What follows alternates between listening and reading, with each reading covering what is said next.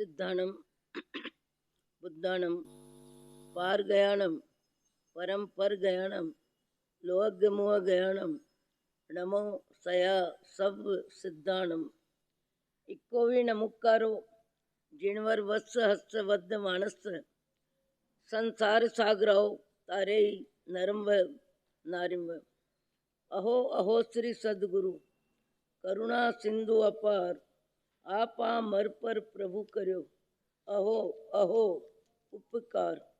अनंत शुद्ध आत्माओं को नमस्कार।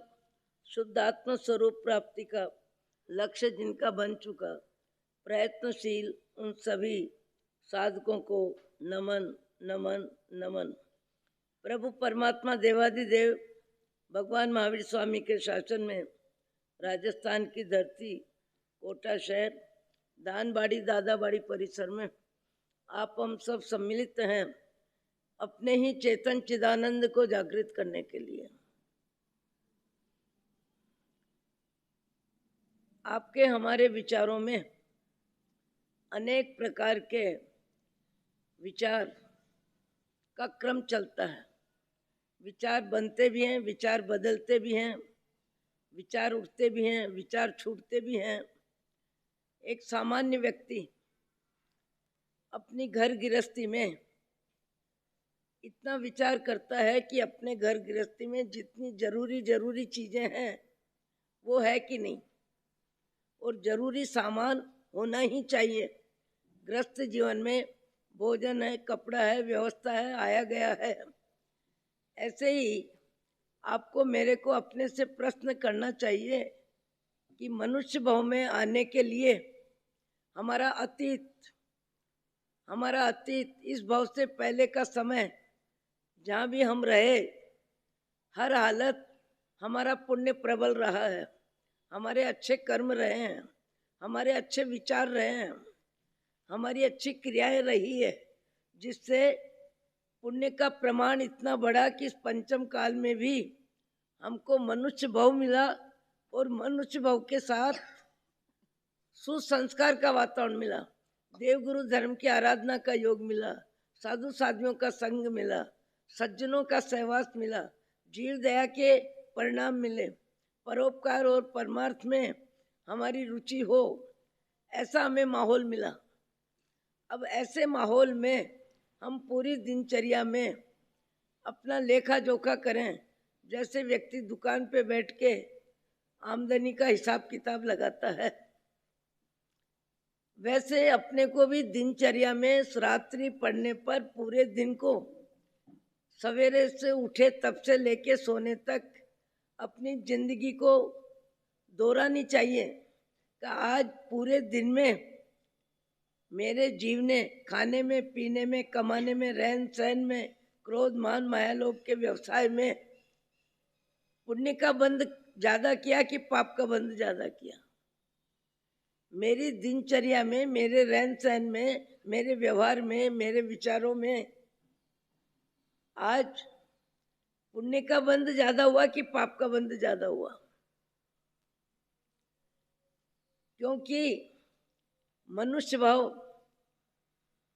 छूटने वाला तो है, हर भाव छूटता है। चाहे मक्खी का शरीर है, चाहे मछली का शरीर है, चाहे गाय बैल का शरीर है, शरीर जब जिसको मिलता है वो शरीर सदा छूटता ही है। और शरीर छूटता है तो शरीर बदलता है, और शरीर बदलता है तो भाव के अनुसार बदलता है, और भाव क्रिया के अनुसार बनते हैं, और क्रिया हमारी रहन सहन खान पान व्यवस्था में जैसे हमारे विचार हैं उन विचारों के अनुसार हमारा भाव जगत बनता है। भाव जगत बनता भी है, बदलता भी है, ऊपर भी उठता है, कभी नीचे भी जाता है। और भाव जगत सबका अपना अपना होता है। भाव जगत में उदारता भी होती है, भाव जगत में कंजूसी भी होती है, भाव जगत में खाने की लालसा भी ज़्यादा होती है। कई व्यक्तियों को खाने से ज़्यादा खिलाने की मानसिकता होती है। कई व्यक्तियों को संग्रह में रुचि, कईयों को वितरण में रुचि, कईयों को पैसा बढ़ाने में रुचि, कईयों को बांटने में रुचि। सबका भाव जगत अलग अलग है, और भाव जगत ही हमारा आए दिन का पुण्य पाप का जो बंद होता है और बंद का जो संग्रह होता है, और संग्रह में जब प्रमाण जिसका अधिक होता है, यदि संग्रह मनुष्य भाव में पाप का अधिक होता है तो पशु गति का आरक्षण होता है, और यदि हमारे सद्गुणों की अधिकता है, मैत्री प्रमोद माध्यस्थ करुणा भाव है, जीवन जीने जैसा है, तो हमारे पुण्य का प्रमाण बढ़ेगा, तो हो सकता है फिर से हमको मनुष्य शरीर में आने का चांस मिले, और मनुष्य भाव में आने का चांस मिले, और अच्छे विचार अभी के आने वाली जिंदगी में भी उपयोगी बने। हर बार सुना है कि शरीर बदलता है, संस्कार व्यक्ति के सुरक्षित रहते हैं। क्रोध के संस्कार हो, लोभ के संस्कार हो, ईर्ष्या के संस्कार हो, द्वेष के संस्कार हो, गुणानुराग के संस्कार हो, परमात्मा भक्ति के संस्कार हो, जीव दया के संस्कार हो, परोपकार के संस्कार हो, दूसरों के काम आने की मानसिकता हो, हमारा भाव जगत ही हमारा पुण्य पाप का संचय करता है, और हर दिन में पाप का प्रमाण और पुण्य का प्रमाण बनता है। पर प्रश्न यह है कि पुण्य का प्रमाण बढ़ता है कि पाप का प्रमाण बढ़ता है। हमारी सावचेती किसमें होनी चाहिए?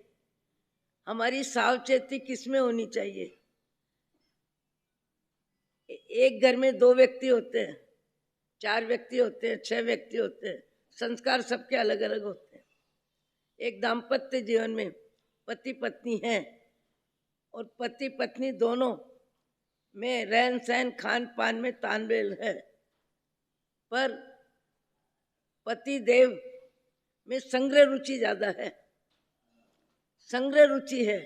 और पत्नी के विचारों में करुणा भाव, सेवा भाव, परोपकार का भाव इतना ज्यादा है, उसकी वितरण की रुचि है।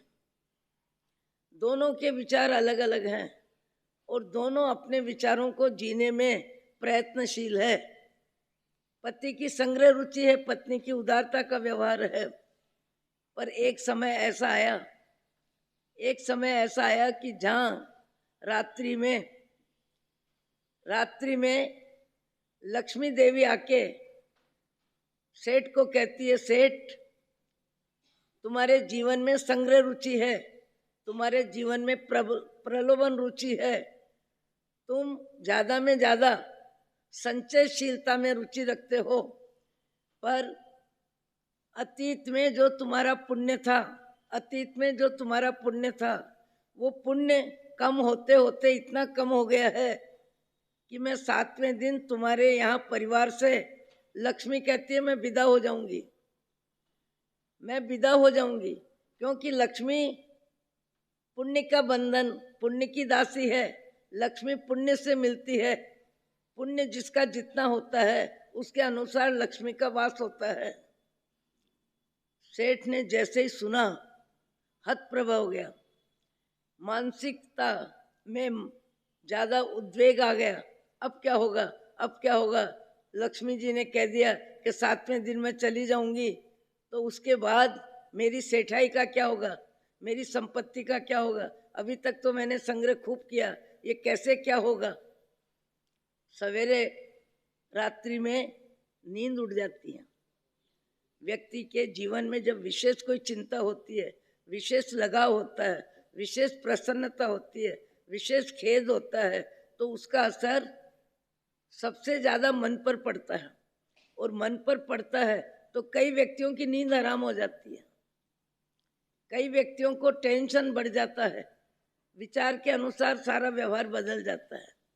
सवेरे उठे, रात्रि में नींद नहीं हुई, और उठ के जैसे ही अपने कमरे से सेठानी के कमरे में आते हैं और सेठानी को कहते हैं, अरे आप क्या कर रहे हो?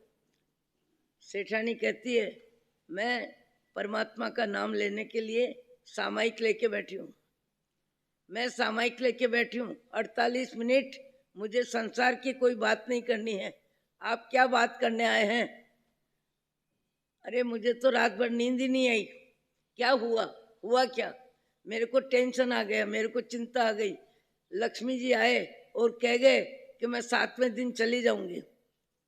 सेठानी कहती है बस इतनी बात है, जाओ शांति से विश्राम करो, शांति से नींद लो, 7 दिन अभी तो बहुत दूर है। मैं भगवान का भजन करने बैठी हूँ, मेरे विचारों में तब्दीली करने की बात मत करो, मुझे परमात्मा के स्मरण में मन लगाना है। वो कहती है कि मैं आपसे बाद में बात करूंगी, अभी आप निद्रा लो। निद्रा आवे किसको? अधिक चिंता में निद्रा नहीं आती, अति अति अति में खुशी में भी निद्रा नहीं आती, अति रसना वासना में भी चिंता नहीं आती, अति द्वेष में भी निद्रा नहीं आती। कई व्यक्ति अधिक विचारों में इतने ज्यादा व्यस्त रहते हैं कि कहते हैं हमको नींद ही नहीं आती। ये मानसिक रोग होता है, और मानसिक रोग में क्रोध मान माया लोभ का व्यवसाय होता है, और ये व्यवसाय अनंत काल से जीव के भाव में चल रहा है। चाहे किसी भी गति है, कोई भी जाति है, कोई भी योनि है, क्रोध मान माया लोभ का भाव जगत सब जीवों में रहता है। चाहे मछली हो, चाहे मक्खी हो, चाहे मच्छर हो, चाहे गाय बैल बकरी हो, क्रोध मान माया लोभ का व्यवसाय सब में रहता है। किसको क्या मिलता है, कितना मिलता है, वो अलग चीज है। सबकी योनि भी अलग है, सबका जीवन भी अलग है। मैं परसों मंदिर से आ रही थी तो देख रही थी एक कोई बड़ा कीड़ा था, उसे खाने के लिए मोर लपक रहा था, मोर लपक रहा था कीड़े को खाने के लिए। उनकी जिंदगी में संस्कार भी ऐसे ही है, व्यवस्था भी ऐसी है, पाप का उदय है और पाप का भुगतान है। न रहने की व्यवस्था है, न खाने की व्यवस्था है, केवल दिन भर घूमते हैं इधर से उधर, इधर से उधर, और पेट पूर्ति के लिए सब तरफ अपनी आंख घुमाते हैं। आज छिपकली को देखो, उसकी जिंदगी में हिंसा के अलावा कुछ है ही नहीं, वो मच्छर को ही देखती रहती है। हर जीव के साथ इस तरह के विचार रहते हैं, और उन विचारों से उसका भाव जगत बनता है, बदलता है, और भाव जगत ही व्यक्ति की आने वाली जिंदगी की व्यवस्था जमाता है।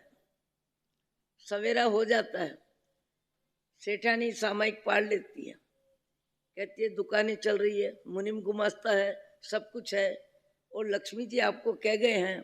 तो लक्ष्मी तो चंचल है, कभी आती है कभी जाती है, कभी हंसाती है कभी रुलाती है, कोई बड़ी बात नहीं है। ये तो पुण्य का खेल है, पुण्य का खेल है, लक्ष्मी इससे ज्यादा कुछ नहीं है। सेठानी कहती है 7 दिन का समय दिया है, 7 दिन आप अपनी प्रवृत्ति में, अपने कार्य क्षेत्र में अपने विचारों को मौन कर लें, और मेरे विचारों से 7 दिन का समय लक्ष्मी का सदुपयोग करने में मेरे को विघ्न न दे, मेरे को बाधा दे, मेरे को मना न करें। सेठानी कहती है जब 7 दिन में लक्ष्मी चली जाएगी तो जाने वाली लक्ष्मी को पहले विदा करें, मुनिम गुमास्ता को इनाम देवें, नौकरी से ज्यादा पैसे देवें, खिलाने में पिलाने में लेने में देने में 7 दिन में जाएगी, तो हम 7 दिन में उसका उपयोग, सदुपयोग, अच्छा उपयोग, परमात्मा भक्ति, साधु व्यवहार, सज्जनों की संगति, दीन दुखियों की जरूरत, पशु सेवा, मनुष्य सेवा, 7 दिन का समय है मेरे पास। तो 7 दिन का समय मुझे मेरी तरह से काम में लेने दो। विचारों में द्वंद्व हो जाता है, विचारों में अशांति हो जाती है, एक के विचार अलग है, दूसरे के विचार अलग है। दाम्पत्य जीवन में भी विचारों का समन्वय, विचारों में ऊंचाई अच्छाई और अच्छाई ऊंचाई विचारों में एक दूसरे के विचारों में समन्वय होना, ये भी सद्भाग्य है।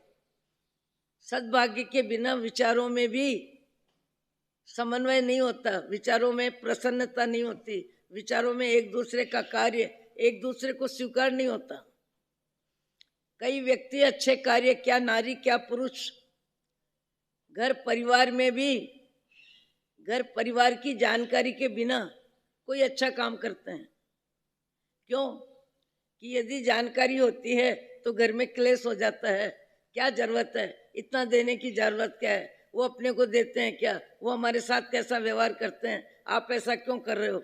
कई प्रकार के विचारों का द्वंद्व आ जाता है। कई प्रकार के विचार एक दूसरे के तालमेल नहीं होते। तो कई व्यक्तियों को अच्छा कार्य करने में भी, आप कहोगे आप तो साधु हो, पर हम साधु हो के संसार परिभ्रमण में संसार खूब अच्छे से देख लेते हैं। मैंने कितनी बार बोला है कि संसार दिख जाता है, देखना नहीं पड़ता हमको। दिख जाता है, देखना नहीं पड़ता हमको।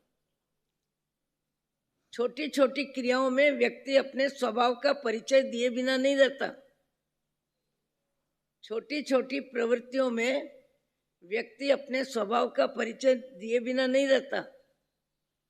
एक कमरा है, कमरे में एक वृद्ध माता रहती है,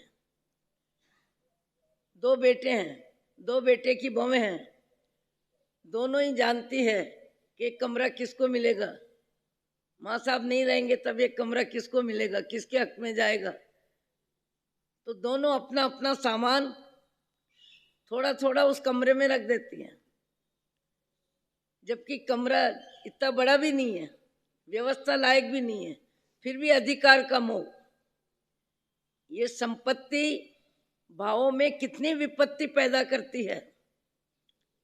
ये संपत्ति व्यक्ति को विचारों में कितना हल्का बना देती है। संबंध में भी व्यक्ति कंजूस बन जाता है। संबंध में भी दायित्व की सीट पे अपने कर्तव्य को मौन कर लेता है।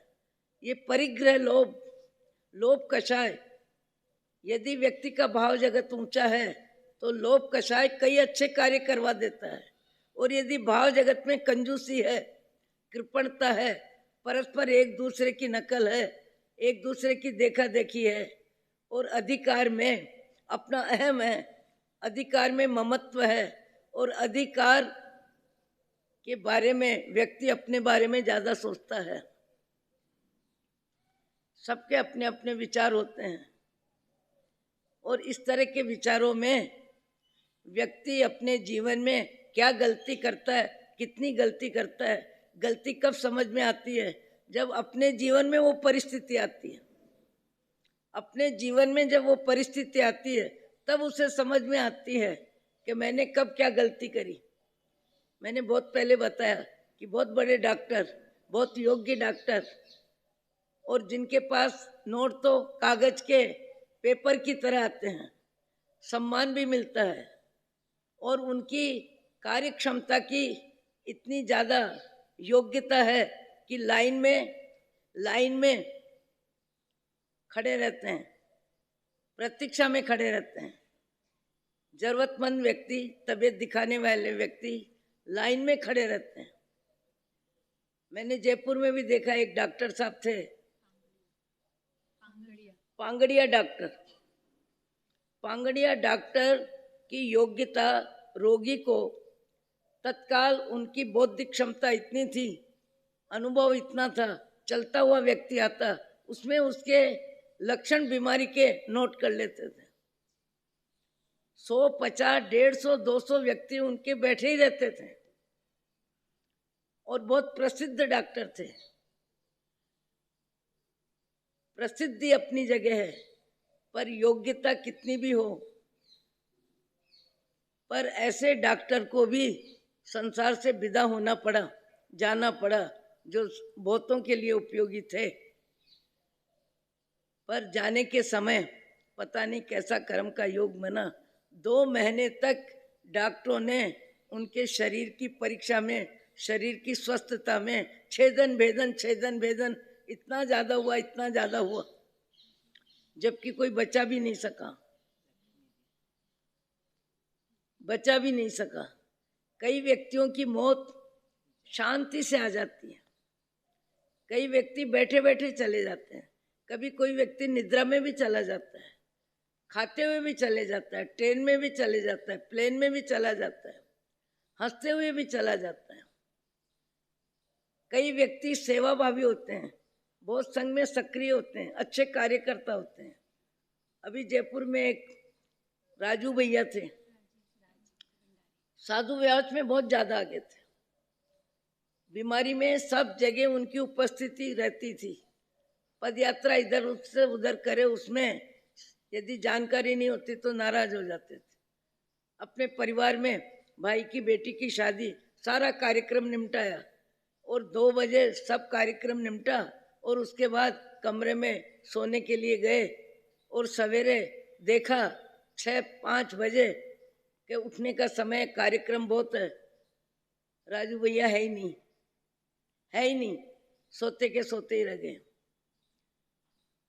हमारे नंदलाल जी लुनिया अध्यक्ष थे और बेटा डॉक्टर वसंत लुनिया, जिसका हम खूब उपयोग करते हैं जानकारी बीमारी से संबंधित बातचीत में, और सबको सहयोग करते हैं, सबको उचित सलाह देते हैं।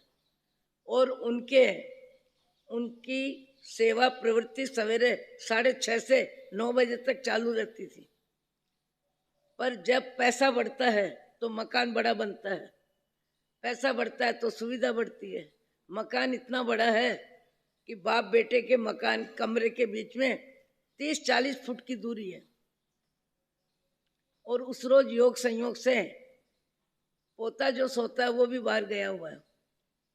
सवेरे बसंत लुनिया डॉक्टर देखते हैं कि 7 बजे उनकी आदत है उठने की, रात को 11-12 बजे सोते हैं। डॉक्टरी का हिसाब, ज़्यादा यश मिलता है, ज़्यादा उनकी पूछ होती है। सवेरे उठ के देखते हैं और देख के क्या देखते हैं कि पिताजी का कमरा अभी बंद कैसे है। पिताजी तो 6:30 बजे पूजा की ड्रेस में चले जाते हैं, कमरा बंद कैसे है। और जाके देखते हैं तो पिताजी बिस्तर पे पड़े हैं।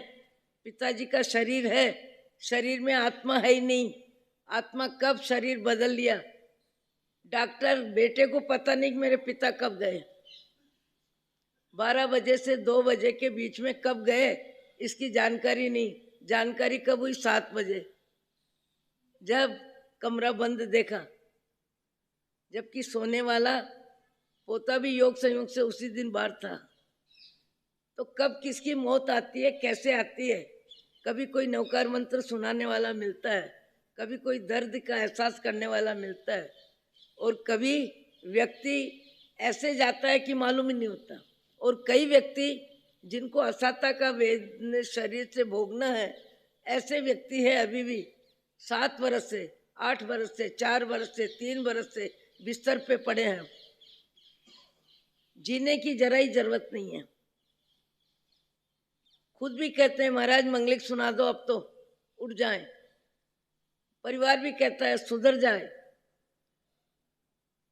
पर जाना भी हाथ में नहीं है, रहना भी हाथ में नहीं है, कुछ ले जाना भी हाथ में नहीं है, सदा रहना भी हाथ में नहीं है। शरीर स्वस्थ कब तक रहेगा इसकी भी जानकारी नहीं है, बीमार कब पड़ेगा इसकी भी जानकारी नहीं है। अच्छे समय में अच्छे काम होते हैं, अच्छे समय में अच्छे काम होते हैं, और अच्छे विचार वाला व्यक्ति समय का उपयोग करता है। पति परेशान है इसलिए कि लक्ष्मी जी जाएंगे, और पत्नी मुनिमों को बुलाती है, नौकरों को बुलाती है, परिचित इधर उधर सबको बुला के, और धन का इतना उपयोग, इतना अच्छे से उपयोग, इतना अच्छा उपयोग किया, इतना अच्छा उपयोग किया, और पति को पसीना आ रहा है।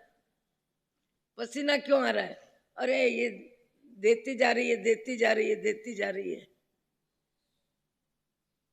किसी को देने का योग नहीं मिलता है तो मन छोटा होता है। कई व्यक्तियों को देने का चांस देने जैसा मन नहीं होता है तो अच्छा नहीं लगता है। सबके विचार अपने अपने होते हैं।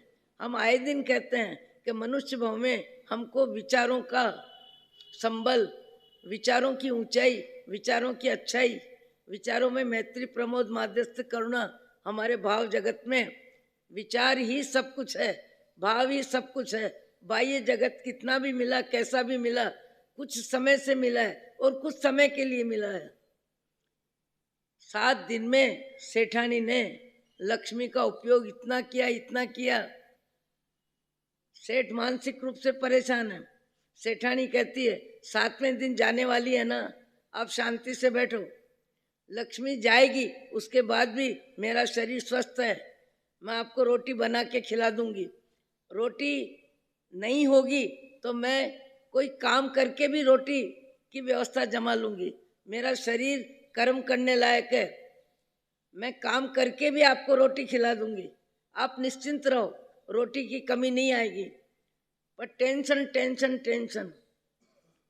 अभी एक व्यक्ति बोल रहा था कि 15 दिन के बाद, 15 वर्ष के बाद मेरे बेटे की ऊंची पढ़ाई होगी, ऊंची पढ़ाई के लिए पैसा लगेगा।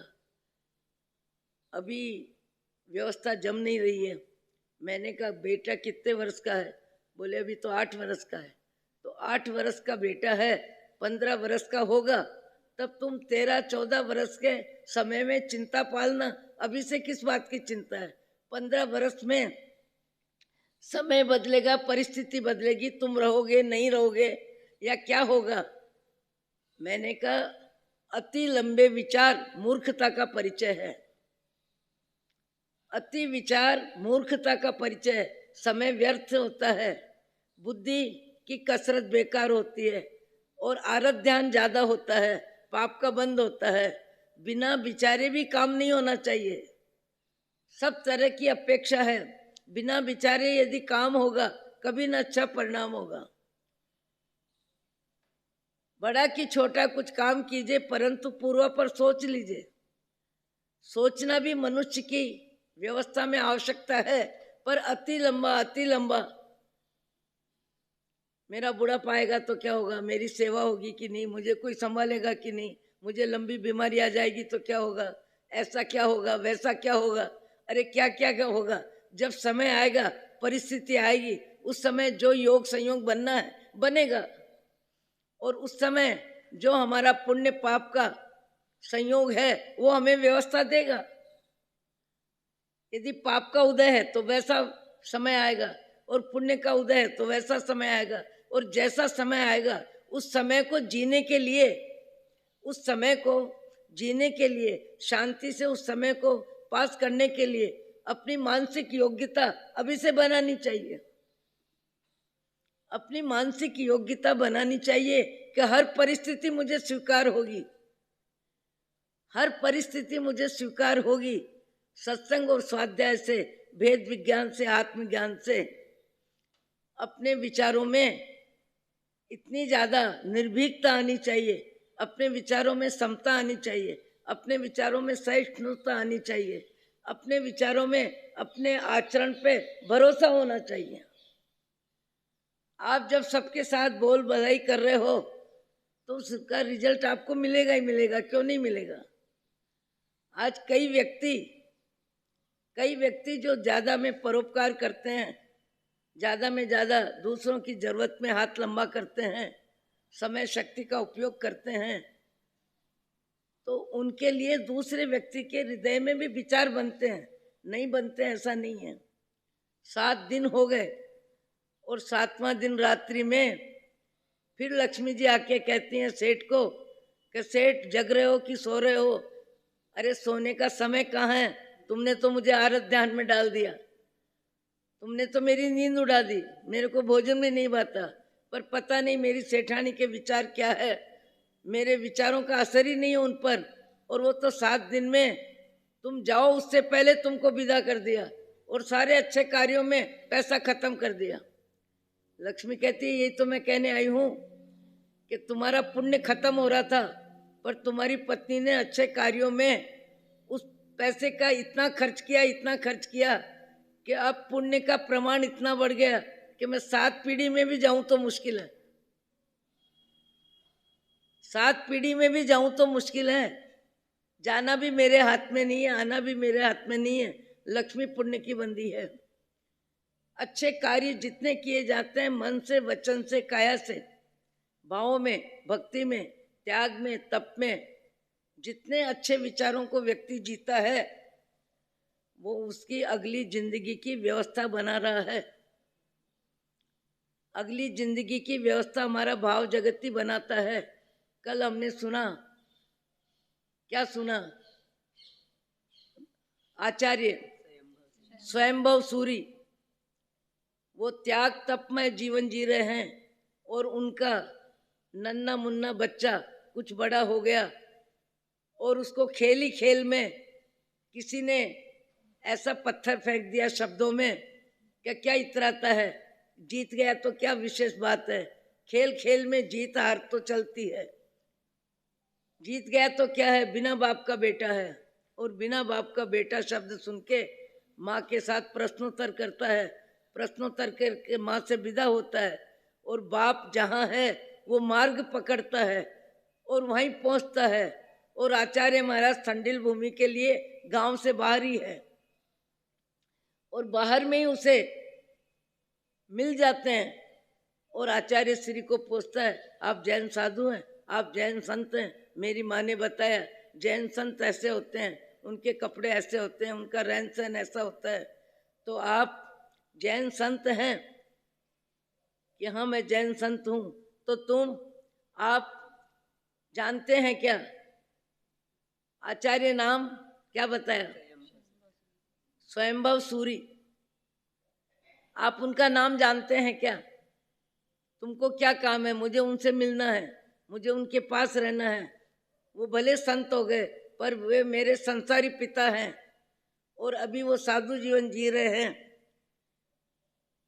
स्वयंभव सूरी कुछ समय के लिए स्तब्ध हो गए, क्या जवाब देना, कैसे जवाब देना, क्योंकि गर्भवती स्त्री को छोड़ के संत बने थे और बच्चे का जन्म बाद में हुआ था और बच्चे को इतना बड़ा माँ ने किया, पर खेल खेल में बच्चे को बाप की याद दिलाने वाले दूसरे बच्चों ने ऐसा टोंट व्यंग्य का शब्द बोल दिया कि बिना बाप का बेटा है। और वहीं से पिता की याद तीव्र हो गई और माँ से इजाजत लेके यहाँ तक पहुँच गया। स्वयंभव सूरी सोच रहे हैं कि मुझे अब क्या जवाब देना, कैसा जवाब देना। ये मोह के संबंध का मुझे उपयोग नहीं करना है। मोह के संबंध तो अनंत काल में, मोह की जिंदगी जीवने अनंत काल में जी है। मोह किसको नहीं होता? बंदर को भी होता है, बिल्ली को भी होता है, गाय को भी होता है, बैल को भी होता है, बकरी को भी होता है। मोह तो दुनिया में सबको होता है। मुझे मनुष्य भाव में, मैं साधु जीवन में, मैं आचार्य पद पे, मैं आचार संहिता में अग्रणी उस बेटे को कहते हैं कि तुमको स्वयंभव सूरी से यदि मिलना है तो प्रतिज्ञा करो, प्रतिज्ञा करो कि तुम पिता पुत्र के संबंध की जानकारी किसी को नहीं दोगे। यदि पिता पुत्र के संबंध की जानकारी हो जाती है तो आचार्य महाराज जानते हैं कि वात्सल्य भाव से दूसरे मुनि इस बच्चे को सेवा लेने में उदार नहीं होंगे, व्यावच में उदार नहीं होंगे। बच्चे को और लाड़ प्यार की व्यवस्था देने में कि हमारे आचार्य महाराज की संतान है, मुनि है तो क्या हुआ, उनका भाव में वात्सल्य आएगा, आत्मीयता बढ़ेगी।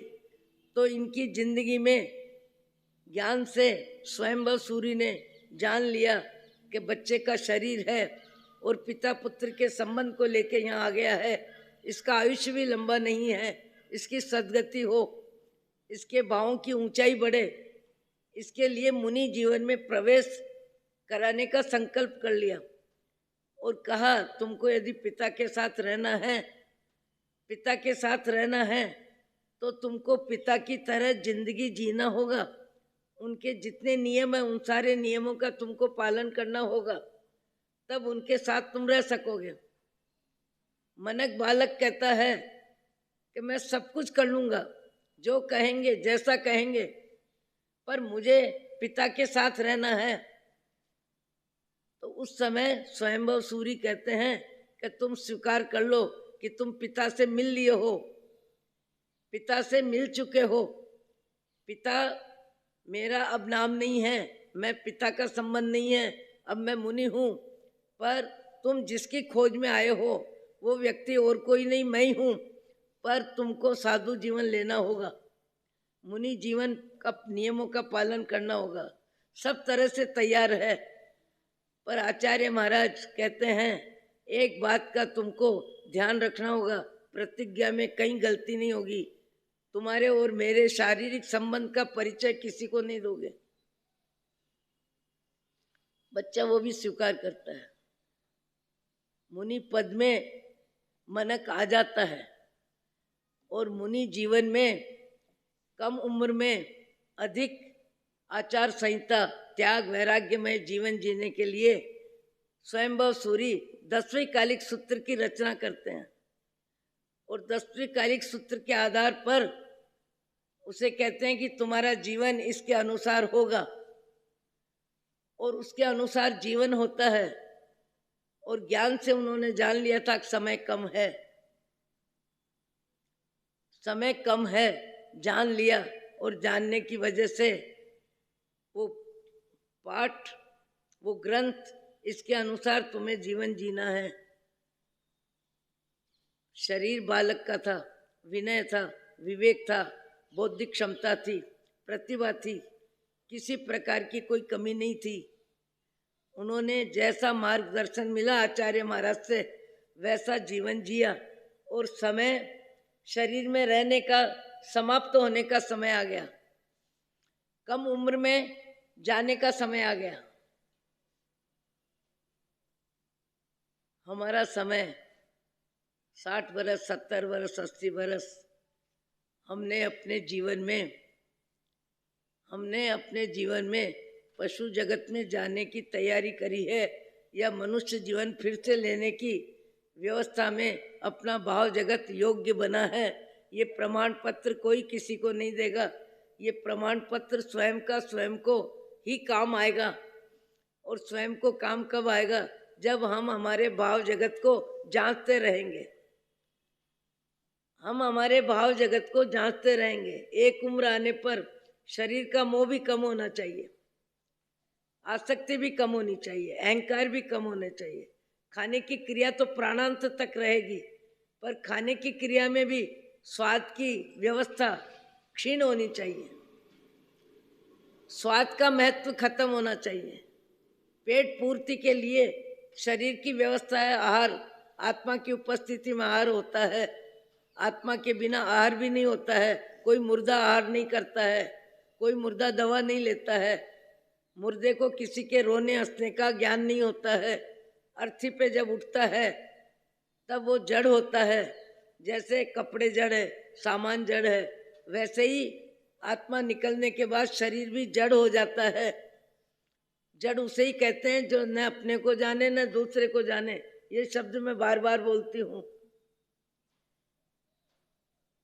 आत्मा निकलने के बाद शरीर घर में पड़ा है रात भर, या अर्थी में उठ रहा है, पर उसको ज्ञान नाम की कोई चीज नहीं है। कौन मेरे जाने पर, मेरी अर्थी उठने पर कौन रो रहा है, किसको तकलीफ हो रही है, मैं क्या छोड़ रहा हूँ, कितना धन है, कितना जेवर है, कितना कपड़ा है, जाने वाले, अर्थी में उठने वाले शरीर को किसी तरह का ज्ञान नहीं होता है। न सुख होता है, न दुख होता है, न रोना न हंसना। वो जड़ है, जड़ है। आत्मा निकलने के बाद शरीर जड़ है। जब तक आत्मा है वहीं तक शरीर के सारे कार्यक्रम है। अन्यथा जीते जी व्यक्ति तेरा मेरा कितना करता है। अर्थी पे उठने वाला एक आंसू नहीं निकालता। उसको ज्ञान नहीं है, उसको समझ नहीं है। वो केवल शव है, शरीर है, जड़ है। जड़ जड़ और जड़ है। आप हम सब आत्मा की उपस्थिति में हमारे सारे अच्छे कार्य होते हैं, हो सकते हैं। जड़ क्या करेगा? आज विज्ञान के जितने आविष्कार हैं सब चलते फिरते व्यक्ति की बुद्धि का चमत्कार है, ज्ञान शक्ति का चमत्कार है। किसी पशु ने कोई वैज्ञानिक उपलब्धि नहीं की है, किसी देव ने भी नहीं की है, किसी मुर्दे ने भी नहीं की है। चलते फिरते इंसान की ज्ञान शक्ति है। भगवान महावीर ने कहा है मनुष्य का ज्ञान कितना, तीन लोक को भूत भविष्य वर्तमान को एक समय में जाने, ऐसा आत्मा का निर्मल ज्ञान, सिद्ध अवस्था, शुद्ध अवस्था, अर्यंत और सिद्ध अवस्था जब आत्मा की होती है तब जानने का भाव नहीं होता, अपने स्वभाव में रहने का भाव होता है, पर उनकी ज्ञान शक्ति 3 लोक को जानती है। 3 लोक का ज्ञान होता है, ऐसा आत्मा का ज्ञान।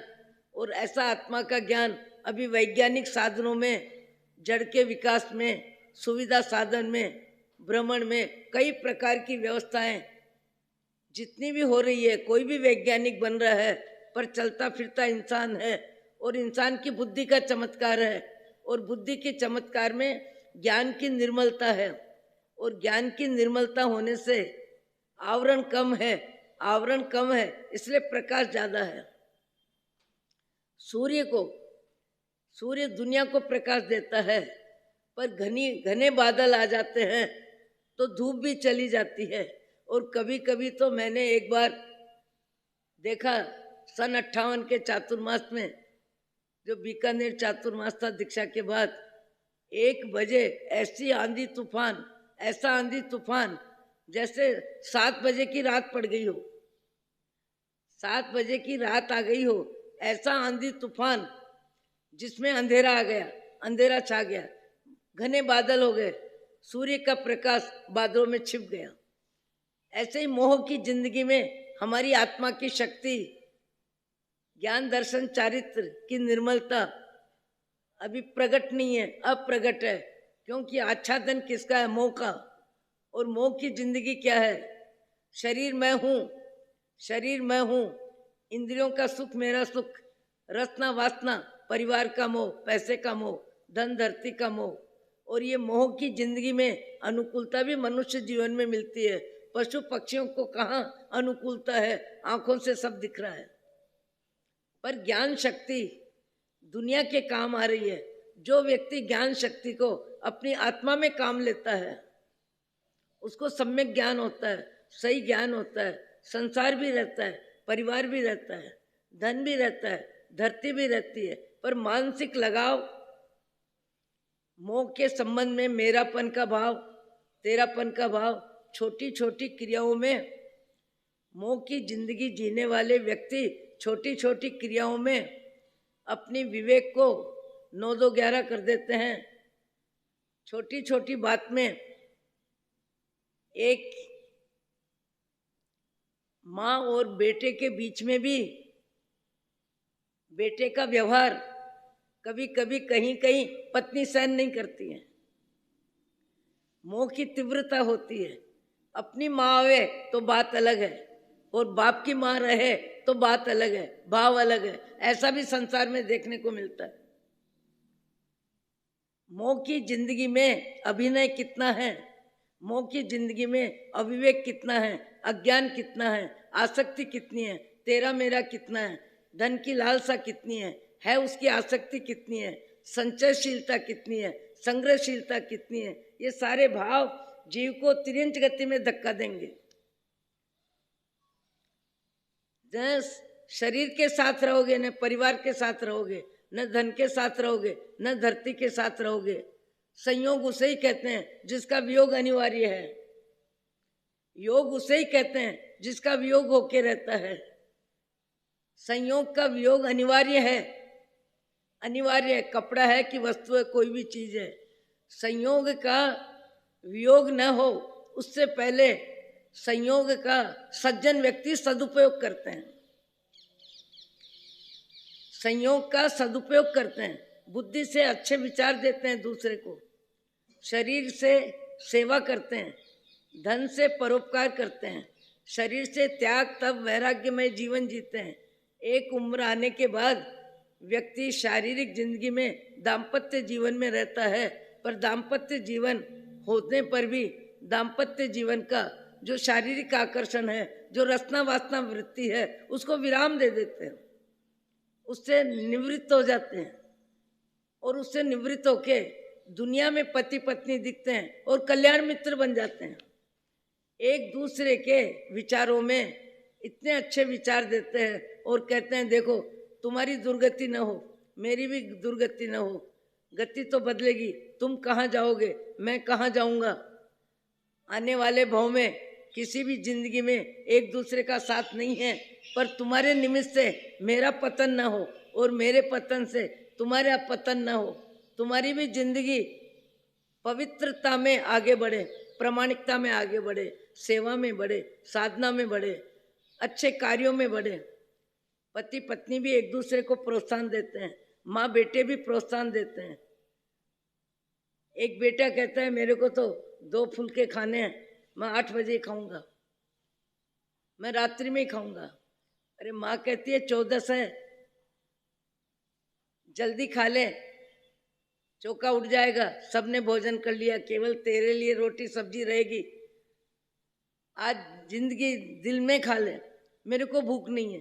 अरे भूख नहीं है तो क्या हुआ, रात्रि में 3 फुलके खाएगा, 2 फुलके खाएगा, अभी 1 फुलका खा लेगा, कल कहाँ मांसखंड पचकना है, कल कहाँ रोटी नहीं मिलेगी, कल कहाँ सवेरा नहीं होगा। दिन उठ के खाना ही तो है, और करना क्या है, खाना पीना, शरीर को सजाना, नहाना धोना, खाना पीना, मौज मजा करना, और परिवार के बीच में मोह की जिंदगी में परिग्रह को संभालना, और परिग्रह को व्यवस्था देना, और परिग्रह का विस्तार करना।